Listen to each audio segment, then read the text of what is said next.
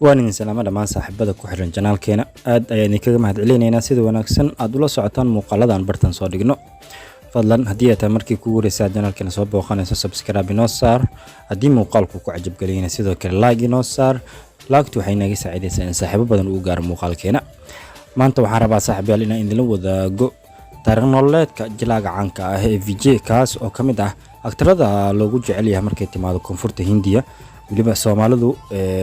Soomaalidu qaar ay aad u xiiseyso daawashada aflaamtiisa haddaba jilaagan ayaan xog yar oo ku saabsan taariikh nololeedkiisa idinla wadaagi doonaa ee soo dhawaada saaxiibayaal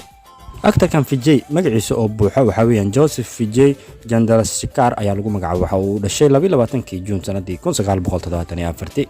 da'diisu hadda waxa weeyaan 47 jir ama 47 sano ayuu jiraa wuxuuna ku dhashay gobolka Chennai ee dhulweynaha dalkaasi India saaxiibayaal Vijay iyo xirfadiisa haddii aan eegno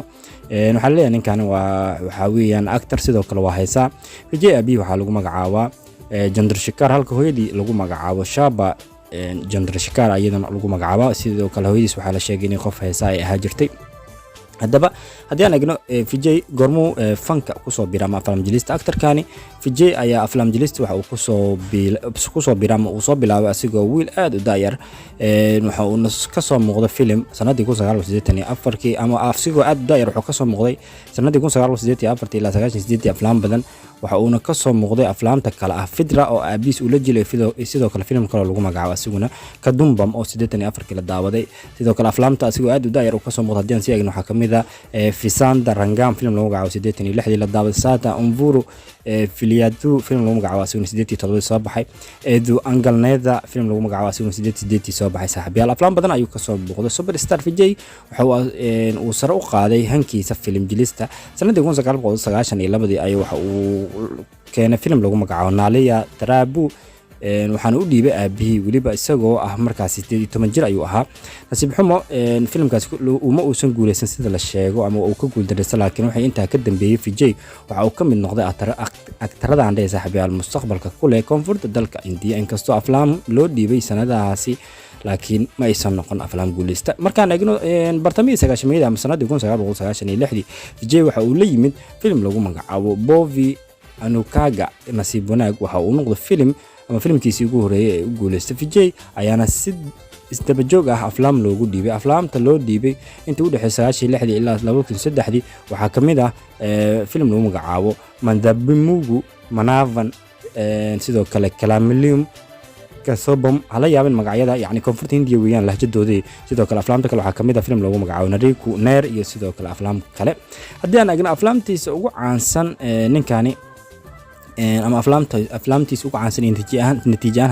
haddaan eegno dhowr aflaam ayaan ka soo qaadan karnaa kuwa ugu caansan haddaan eegno inkastoo magacyada aadan fahmin haddana waan idin xusi doonaa maadaama taariikhdiisa aan ka hadlayna saaxiibayaal aflaamta waxaa kamid ah film lagu magacaabo Chandrasekhar Otar kaas faloob ayuu ka noqday sidoo kale Vishnu faloob ayuu ka noqday Rajivin Baravajialu film lagu magacaabo asiguna faloob ayuu ka noqday Dev film lagu magacaabo Deva wuxuu ka noqday faloob saaxiibayaal aflaamta u guuleystay haddaan eegna guulaha weyn u gaara waxaa kamid ah film lagu magacaabo Kavalagu Maryavando kaasoo u noqday blockbuster ama film blockbuster oo guul weyn gaaray sidoo kale aflaamta kale blockbusterka u noqday waxaa kamid ah film lagu magacaabo Briyamudan kaas asiguna waxa uu noqday film guul weyn gaaray 98 ayuu filmkaas soo baxay aflaamta kale blockbusterka noqday haddii aan si eegno waxaa kamid ah filmkii 2000 soo baxay Qushi ayaa lagu magacaabo blockbuster ayuu noqday aflaamta kale blockbusterka u noqday haddii aan si eegno oo isla 2000 waxa uu soo baxay filmka lagu magacaabo Yamanu Valley ayaa lagu magacaabo filmkaas asaguna blockbuster ayuu noqday sidoo kale aflaamta kale ee blockbusterka u noqday ama aan guulaha kala gaaro waxaa kamid ah haddii aan si eegno film lagu magacaabo Taramalu asaguna waxa la daawaday sanadii 2003 aflaamta kale guulaha weyn gaar waxaa kamid ah waliba la xusi karo Nanban film lagu magacaabo asaguna hit u noqday Tabaku film lagu magacaabo super hit u noqday Jilla film lagu magacaabo asaguna hit u noqday saaxiibayaal dhanka familkiisa daanina u imaan ama qoyskiisa waxa uu ninkani superstar Vijay waxa uu guursaday gabar lagu magacaabo Zangeda Sanolingam gabar lagu magacaabo waxay u dhashay 2 caruur ah kuwa oo lagu kala magacaabo dhanka gabadha waxa lagu magacaabo Devya Sasha halka wiilka lagu magacaabo Jason Sanjay saaxiibayaal haddii aan eegno xaqiiqooyinka ninkan laga diiwaan galiyay ilaa 3 xaqiiqo ama 4 xaqiiqo ayaan eegi doonaa inta aan awoodno saaxiibayaal horta aflaamta wuxuu ku jiraa ninkan lacag gaaraysa 20 karoor waa ugu yaraan 2 milyan oo dollarka Mareykanka ayuu ku jiraa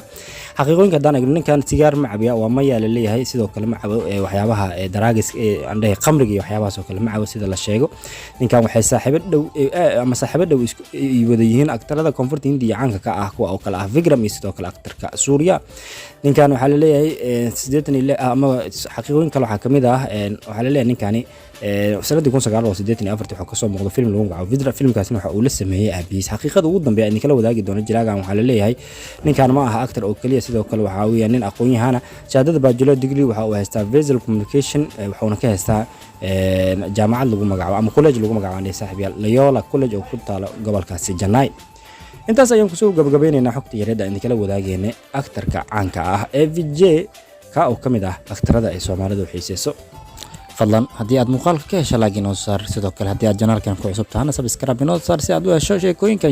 xisaab badan saaxiibayaal